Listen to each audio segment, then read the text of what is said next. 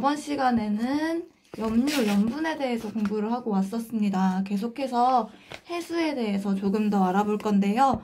오늘은 우리나라 주변을 흐르는 해수에는 어떤 해수들이 있었고 그로 인해 우리나라 주변 환경이 어떻게 형성이 되면서 또 해수가 들어오고 나가는 현상에 대해서 공부를 해보도록 하겠습니다. 첫 번째로는요, 이제 해류에 대해서 공부를 해볼 거예요. 자, 우리 영상을 먼저 보고 오고 공부를 해보도록 하겠습니다.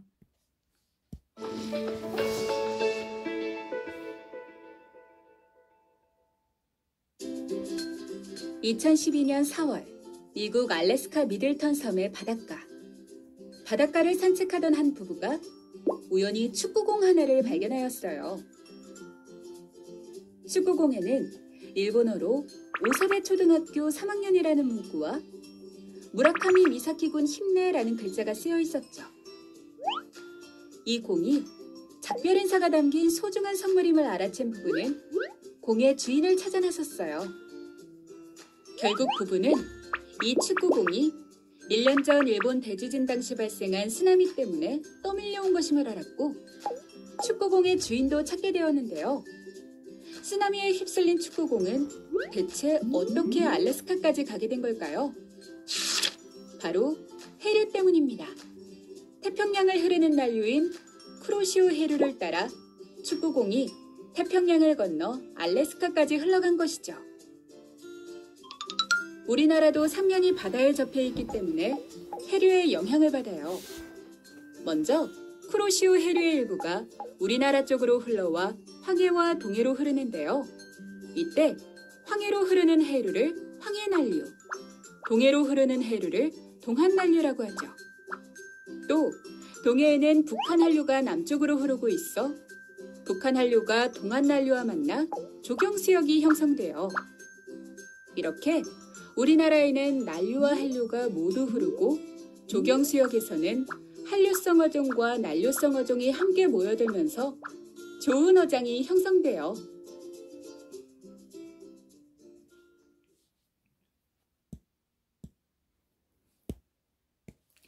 영상을 잘 보고 오셨나요? 일본에서부터 흘러간 공이 알래스카까지 이동을 했었죠. 우리나라도 이러한 일이 일어나는 장소가 있습니다. 바로 제주도에서 부산까지 이동하는 경우인데요. 여러분들 여기 그림에 보면은 나는 제주도에서 왔수다. 여기가 어디일까? 라고 지금 편지를 담은 병이 말을 하고 있어요. 그랬더니 갈매기인가요? 뭐라카노 이러고 있죠. 어떻게 제주도 바다에서 떨어진 요 병이 부산까지 오게 되었을까요? 그 이유는 바로 영상에서 봤던 해류 때문인데요. 해류는 일정한 방향으로 나타나는 지속적인 해수의 흐름, 바닷물의 흐름을 해류라고 합니다. 이 해류는 일정한 방향으로 흐르고요. 지속적으로 흐르는 특징이 있습니다.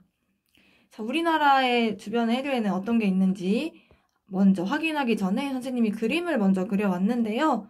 여러분들 지구를 보면 지구의 위쪽 부분은 고緯도라고 하고 있고 적도 부분을 저緯도라고 불러요. 자, 태양빛이 지구에 들어올 때 저緯도는 이렇게 수직으로 들어오고요. 고緯도에 있는 사람은 상대적으로 수직으로 받지 않죠. 그쵸? 각도가 조금 있고 여기 있는 사람 머리 바로 위에 햇빛을 받고 있어요. 자, 여기 이쪽 그림을 먼저 와보면 사람이 서 있었을 때 머리 위에 태양빛이 세지는 것보다 이렇게 옆으로 누웠을 때 세지는 게 태양빛이 덜 세겠죠? 뭐 좀 유식한 말로 표현을 해보면 태양 복사 에너지가요. 단위 면적당 받는 양이 수직으로 받을 때보다 이렇게 눕혀 있을 때 양이 적어요. 수직으로 받을 때는 요만한 면적에 태양 에너지를 이만한 면적에 받는 반면에 좀 태양의 고도가 낮아지면은 단위 면적당 받는 태양빛의 양이 줄어들겠죠?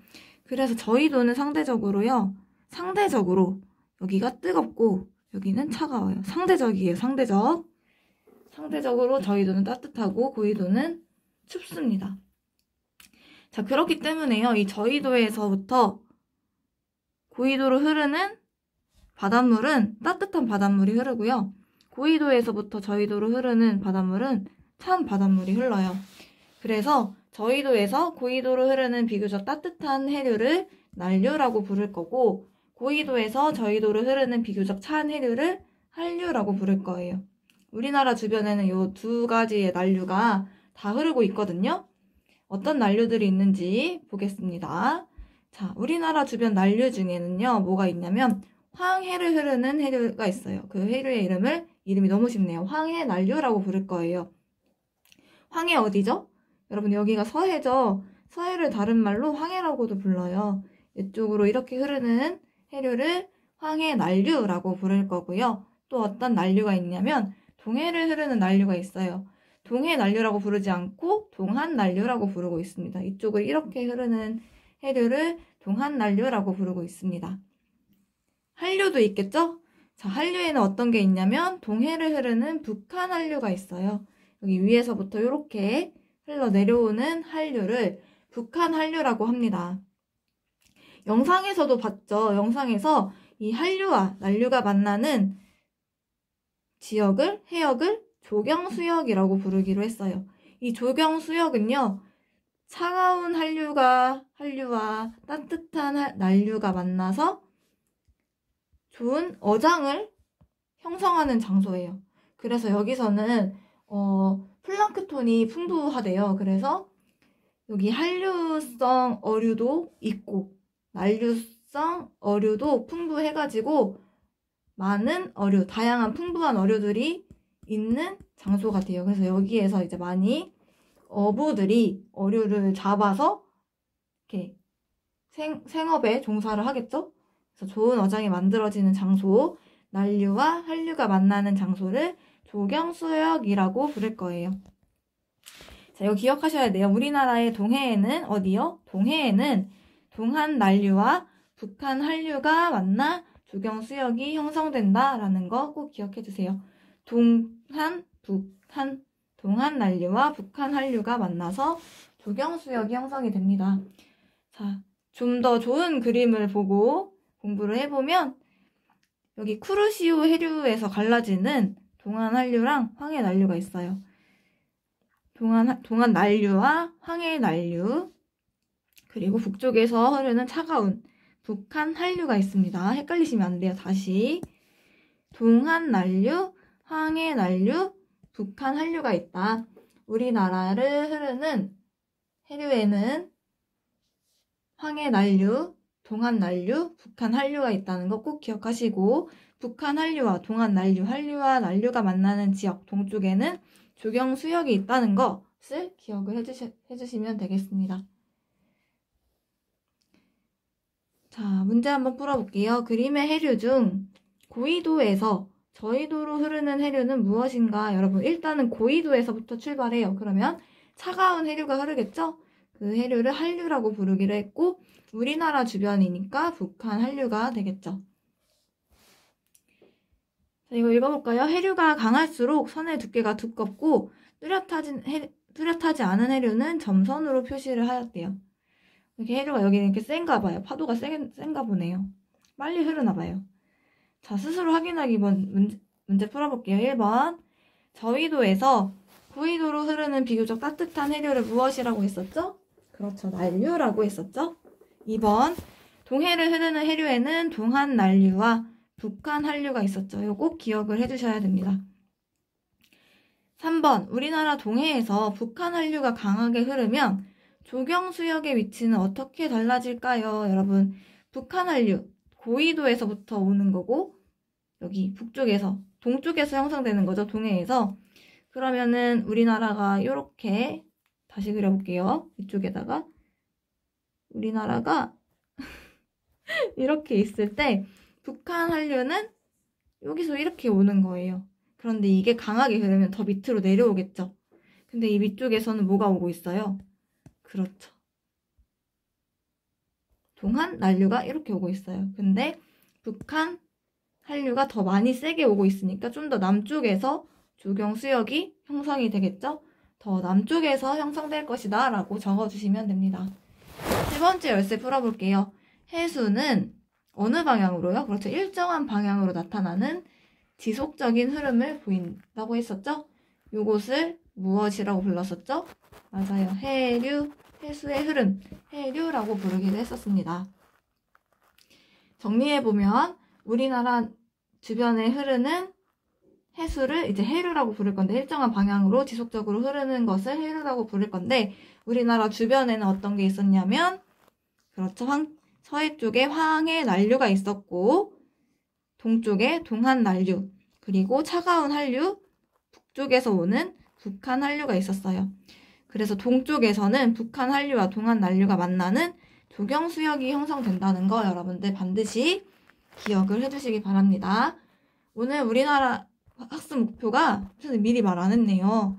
학습 목표가 우리나라 주변 해류의 종류와 특성을 설명할 수 있다예요. 종류는 3가지가 있었죠? 황해 난류, 동한 난류, 북한 난류. 특성은 그쵸? 저위도에서부터 고위도로 오는 난류는 따뜻하고, 다시 말할게요. 저위도에서부터 고위도로 오는 난류는 비교적 따뜻하고, 고위도에서부터 저위도로 오는 한류는 비교적 차가운 해류라는 것을 기억을 해주시면 되겠습니다. 그래서 이러한 한류와 난류가 만나는 곳이 우리나라에선 동쪽인데, 이 동쪽에서 좋은 어장이 만들어지는 조경수역이 형성된다는 것까지 기억을 해주시기 바랍니다. 자, 이어서 드나드는 해수 연결해서 공부를 해볼 거예요. 이 드나드는 해수를 뭐라고 표현할 거냐면요, 조석현상이라고 할 거예요. 이제 우리나라의 조석현상에 대해서 공부를 해보도록 하겠습니다. 여러분, 밀물과 썰물이라는 말 들어봤나요? 그쵸? 물이 들어올 때를 밀물이라고 했었고, 물이 나가는 것을 썰물이라고 해요. 그랬을 때요, 밀물로 들어왔을 때 해수면의 높이가 가장 높아졌을 때를 만조라고 부를 거고요. 썰물로 해수면의 높이가 가장 낮아졌을 때를 간조라고 부를 거예요. 그러면 밀물이 들어오고 썰물이 들어오면서 해수면이 높아졌다가 낮아졌다 하겠죠. 그래서 해수면이 주기적으로 높아졌다 낮아지는 현상을 또 조석현상이라고 부르기로 할 겁니다. 자, 여기 위에 보면 선생님이 다시 한번 정리를 해놨어요. 해수면의 해수면이 가장 높아졌을 때를 만조라고 부를 거고, 가득 찰 만인가요? 해수면이 가장 낮아졌을 때를 간조라고 부를 거예요. 이 2가지 용어 꼭 기억을 해주시고요. 해수면이 높아졌다 낮아지는 현상을 이제부터 조석이라고 부를 거고, 이때 만조와 가장 높을 때와 간조, 가장 낮을 때의 높이 차를 조차라고 부를 거예요. 이 4가지 용어를 반드시 여러분들이 이번 시간에 기억을 하고 넘어가셔야 합니다. 자, 조석현상에 대한 실시간 자료를 해석해 보면요, 그 결과를 본문으로 바로 확인을 해볼게요. 자, 우리나라 해안에서는요, 만조와 간조가 일어나는데 하루에 약 2번씩 나타난다고 합니다. 요 숫자 꼭 기억해 주세요. 2번씩. 여기 하루 동안 만조와 간조가 약 몇 번씩 일어나는가 물어보고 있거든요. 2번씩이라는 거 여러분들이 기억을 해주시면 되고요. 이렇게 연속되는 만조와 간조 때의 해수면의 높이 차를 아까 우리 조차라고 하기로 했었죠? 이 조차라는 용어 반드시 기억을 해주시기 바랍니다. 자, 옆에 그래프 한번 볼게요. 2017년 11월 21일부터 26일 동안 인천 앞바다네요. 인천 앞바다의 해수면 높이 변화를 가져온 거예요. 자, 21일부터 26일까지 해수면의 높이. 근데 이 하루 동안요, 만조가 2번 일어났고요. 간조도 이렇게 2번이 일어나네요. 약 2번씩 일어나요. 이때 가장 높을 때를 만조라고 하고 가장 낮을 때를 간조라고 하죠. 하루 동안 만조도 1번, 간조도 1번 일어나네요. 이때 이 만조와 간조 사이의 높이 차를 조차라고 하기로 했었죠? 다시 한번 확인해 보면 물이 들어와서 밀물이 일어나면 만조가 보이고, 썰물로 물이 빠져나갔을 때, 가장 많이 빠져나갔을 때를 간조라고 부르겠죠. 여러분들 용어를 꼭 기억해 주시기 바랍니다. 그런데요, 조차는 매일 달라져요. 이렇게 조차가 가장 큰 날도 있고요. 조차가 조금 상대적으로 작은 날도 보이죠, 그쵸? 여기는 더 작아요. 조차는 매일 조금씩 달라지고 있습니다. 그래서 이러한 시간을, 만조와 간조가 일어나는 시간을 알면요, 우리의 실생활에서 아주 유용하게 사용할 수 있는데요. 주로 어느 때에 이런 걸 활용을 하냐면요. 고기잡이배, 이제 생업에 어부로 종사하시는 분들은 이러한 시간대를 잘 알고 계셔야겠죠.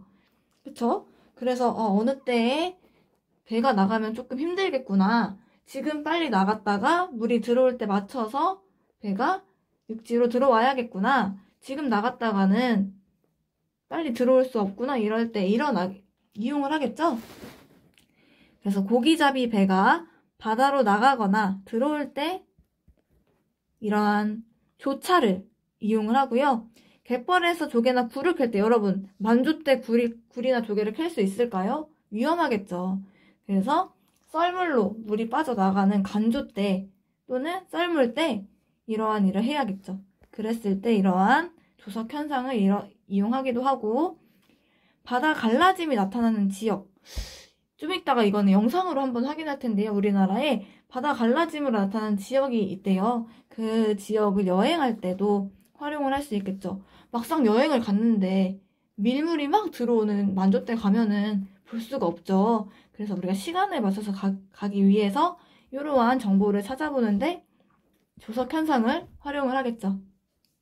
자, 그럼 우리 영상을 보고 온 다음에 스스로 확인하기 문제 풀어보도록 하겠습니다.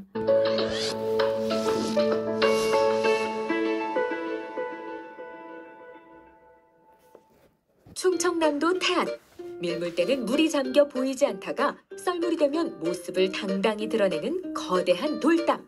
이럴 때는 썰물 때 볼 수 독살이라고 있겠죠? 하는데요. 독설이래요. 이거 아니고. 독살에는 어떤 비밀이 숨어 있을까요?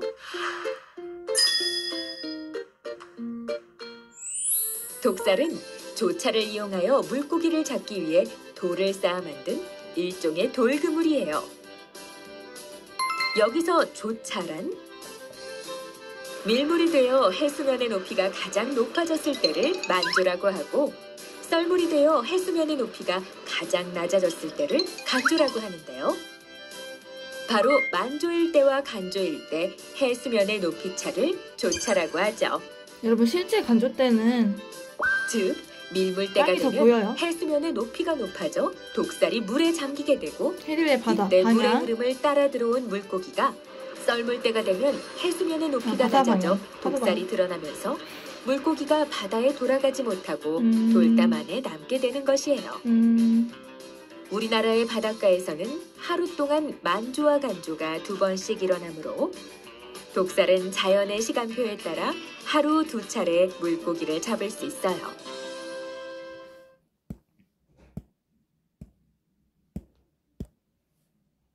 여러분 선생님도 한번 저기를 가봐야겠어요. 조석 현상을 이용해가지고 여행을 가서 꼭 물고기를 잡아보도록 하겠습니다. 기대되는데요. 자, 그래서 오늘 배운 거는 문제 풀기 전에 다시 한번 확인해보면 조석 현상에 대해서 공부를 했어요. 밀물이 들어와서 해수면이 가장 높아졌을 때를 만조라고 부르기로 했었고,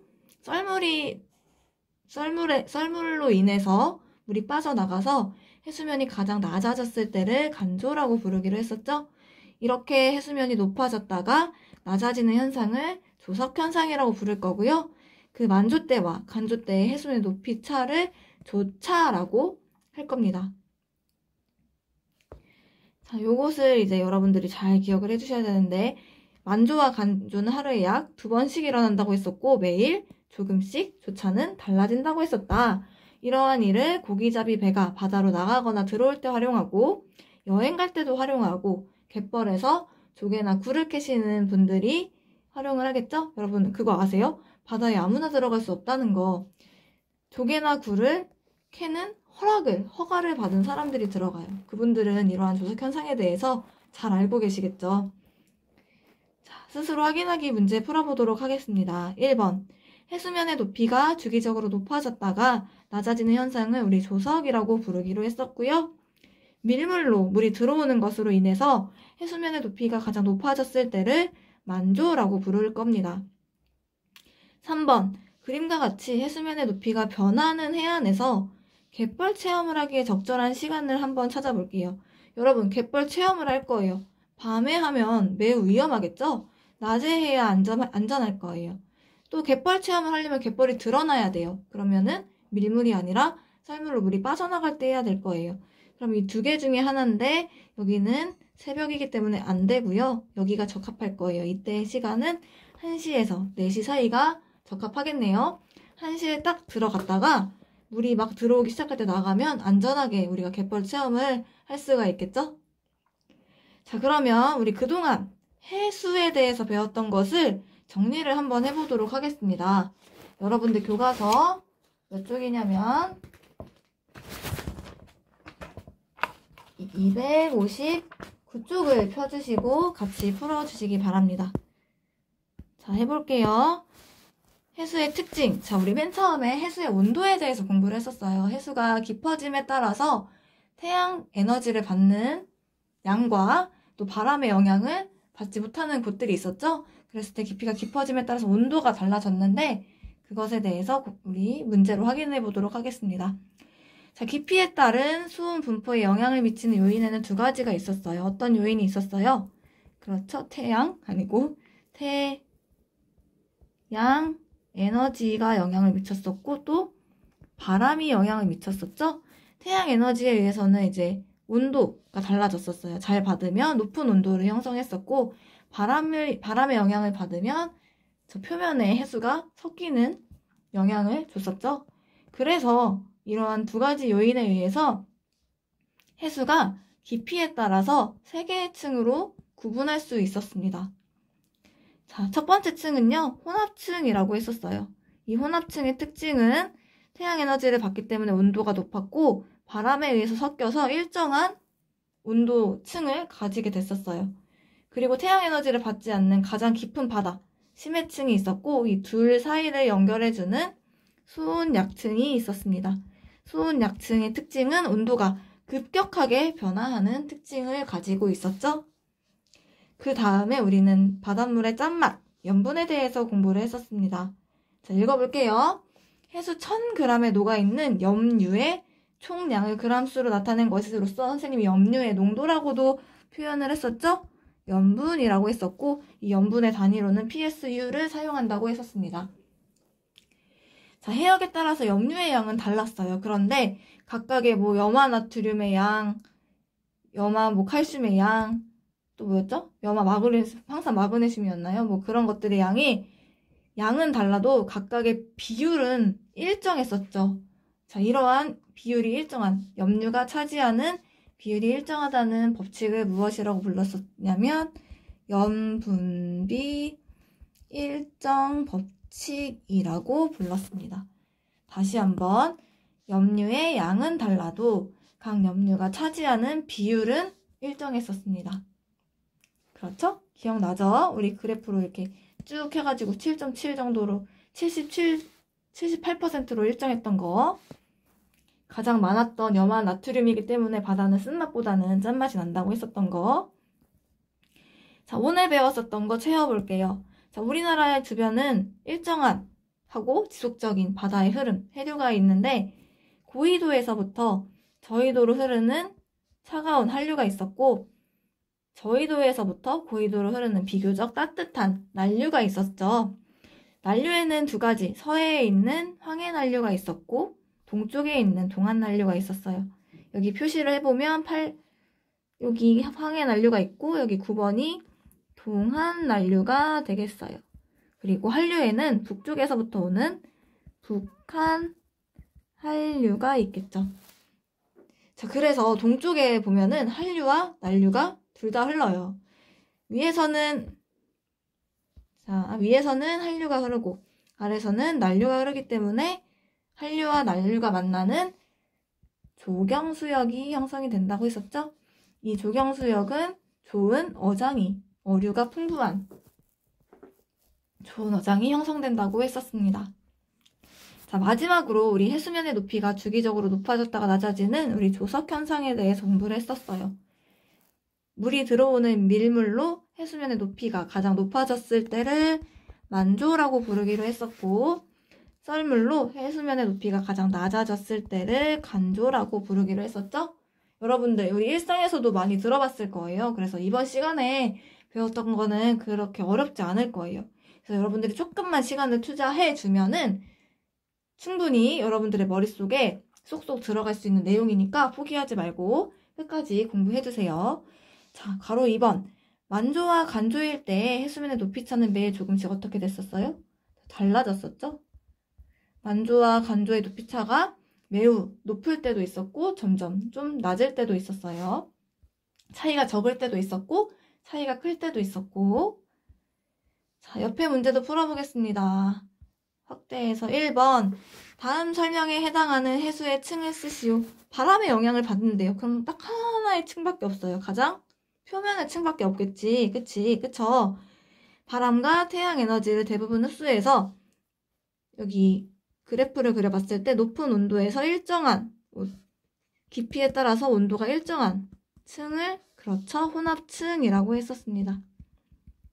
잘 기억하고 계시죠? 자, 2번. 염분이 33psu인 해수 1000g에 녹아있는 염화나트륨의 양은 몇 g인지 구하시오. 단, 염화나트륨은 전체 염류 중 약 78%를 차지한대요. 자, 한번 해볼게요. 전체 33psu니까 전체 염류의 양은 33이겠죠? 그리고 우리가 구하려고 하는 염화나트륨의 양은 모르니까 x로 둘게요. 그리고 곱하기 100을 하면 이게 78%가 나와야 된다는 거겠죠? 여러분들 대충 계산을 하면 얼마가 나온다고 하냐면 25.74%가 나온다고 합니다. 자, 이렇게 계산하는 거는 이해가 되시죠? 우리 그때 여러분들 교과서 어디를 보시냐면요. 교과서 쭉 올라가서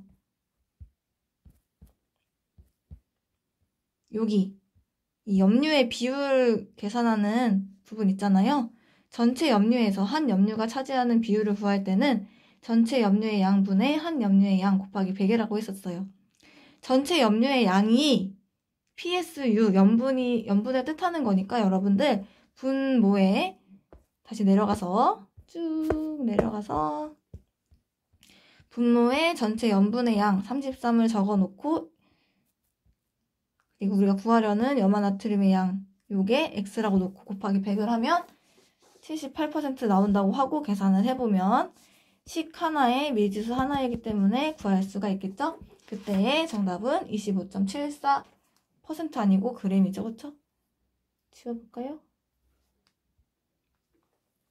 g이라고 해주시면 됩니다. 다음 문제 3번. 빈칸에 알맞은 말을 쓰시오. 우리나라 동해에서는 기역과 북한 한류가 만나 무엇이 형성될까요? 그렇죠. 조경수역이겠죠? 자, 북한 한류가 만나서 조경수역이 형성되는 거. 동해에서는 그렇죠. 동한 난류가 되겠죠. 북쪽, 동쪽. 자, 4번. 조석현상을 활용한 예에 해당하는 것을 보기 위해서 모두 고르시오. 조석현상 활용해서 우리가 실생활에 사용하는 거. 조개잡이 할 때도 조개를 캐려면 간조대 가야 되니까 조석현상을 알아야겠고, 뗏목여행은 아니죠. 바다 갈라짐을 체험하려면 조석현상을 활용해서 간조대 가야겠습니다. 정답은 기역과 디귿이 되겠습니다. 자, 뒤에 문제는 우리 등교해서 풀도록 하겠습니다. 질문이 있는 사람은 영상이 끝난 다음에 질문해 주시기 바랍니다. 2학년 여러분 수고하셨습니다.